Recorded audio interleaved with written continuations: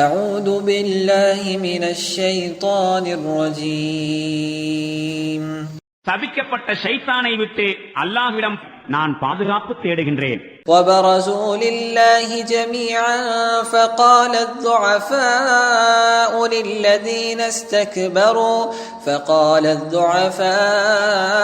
للذين استكبروا إنا كنا لكم تبعا فهل أنتم مغنون عنا من عذاب الله من شيء قالوا لو هدانا الله لهديناكم سواء علينا أجزعنا أم صبرنا ما لنا من محيص.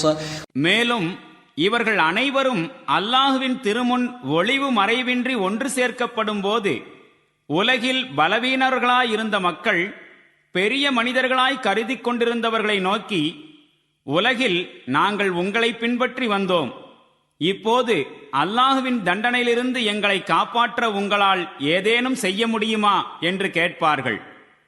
அதற்கு அவர்கள் கூறுவார்கள், அல்லாஹ் எங்களுக்கு ஈடேற்றத்திற்கான ஏதேனும் வழியை காட்டியிருந்தால் நாங்கள் அதனை உங்களுக்கும் நிச்சயம் காட்டித் தந்திருப்போம்.